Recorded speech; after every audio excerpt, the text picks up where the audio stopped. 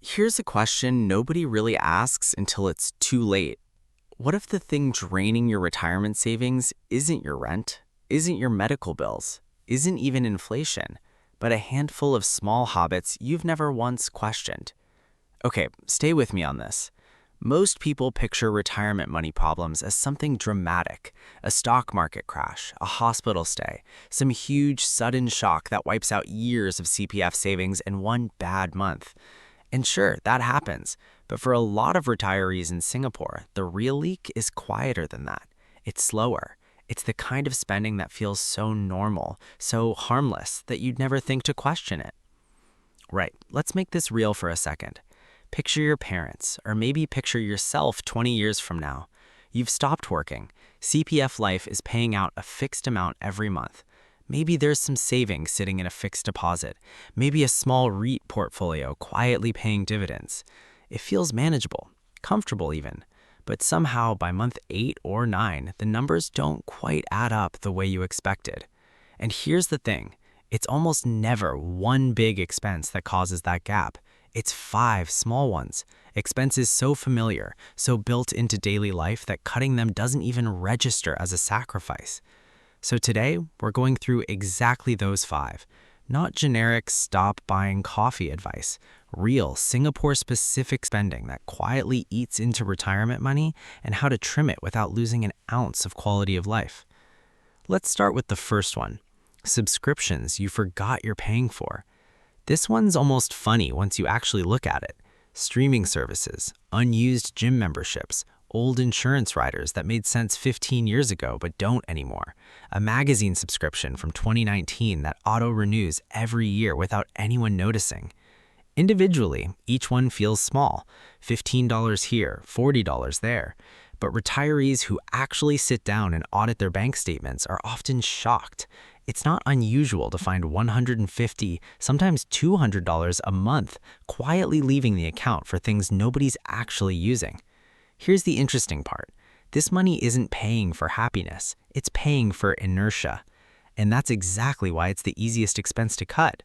You're not giving anything up. You're just stopping payment for something you'd already stopped using. Now think about this. If you free up even $150 a month by trimming subscriptions, that's $1,800 a year. Over a 20-year retirement, without even touching investment returns, that's over $36,000 simply recovered from things you aren't using anyway.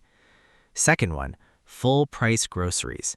This isn't about eating less, it's about paying more than necessary for the exact same food. A lot of retirees shop out of habit. Same wet market stall, same supermarket, same time of day, because that's simply what they've always done. But prices between NTUC, Shengsheng, and the local wet market can differ significantly for identical items.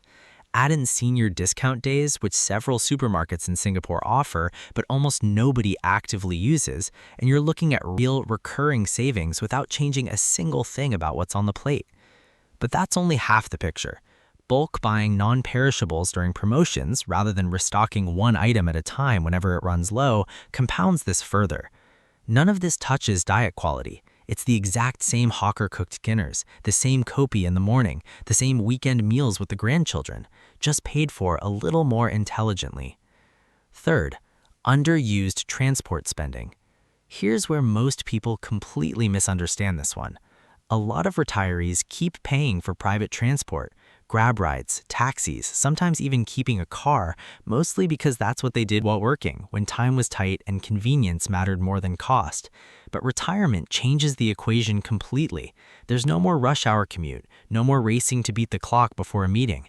The MRT and bus network in Singapore is frankly one of the most efficient and affordable systems in the world, especially with the senior citizen concession card.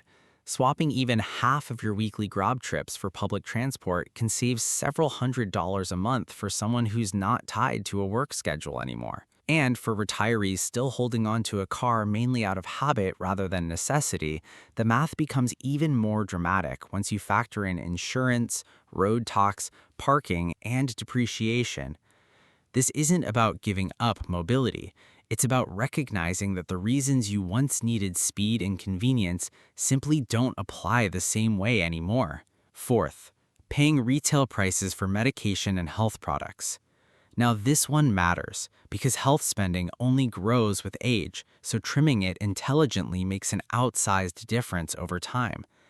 A lot of people don't realize that generic medication in Singapore, chosen instead of branded equivalents, can cost a fraction of the price with the same active ingredients. Pharmacists can usually confirm this on the spot. There's also MediSave, which many retirees underuse simply because they're not fully aware of what it can be applied toward. Certain outpatient treatments, chronic disease management programs, even some preventative screenings. Then there's CHAS, the Community Health Assist Scheme, which many eligible seniors simply never sign up for, leaving real subsidies unclaimed every single year. None of this is about cutting corners on health. It's the opposite, actually. It's making sure every dollar spent on health goes further, so there's more room in the budget for the care that actually matters. And fifth, this one surprises people the most: bank fees and low-interest idle cash. This doesn't feel like spending in the traditional sense, but it functions exactly the same way. Money sitting in a regular savings account earning close to nothing, while inflation quietly erodes its value every single year, is a hidden cost. So are monthly account fees on accounts that don't meet minimum balance requirements. So is money left completely idle instead of parked in a T-bill, a fixed deposit, or a low-risk short-term instrument paying a meaningfully better rate. For a retiree with, say, $50,000 sitting in an account earning near zero interest, simply moving that into a competitive fixed deposit or Singapore savings bond could mean an extra $1,000 to $1,500 a year, money earned without lifting a finger, without any additional risk, and without changing a single lifestyle habit. So here's where all five come together: subscriptions, grocery habits, transport patterns, health spending efficiency, idle cash. None of these require giving up hawker dinners, family outings, or the small joys that make retirement actually feel like retirement. None of them ask you to feel poorer, but added together, we're talking about several $1,000s a year recovered not through sacrifice, but through simply paying attention. And that's really the deeper lesson here. Retirement security in Singapore isn't only about how much you saved during your working years.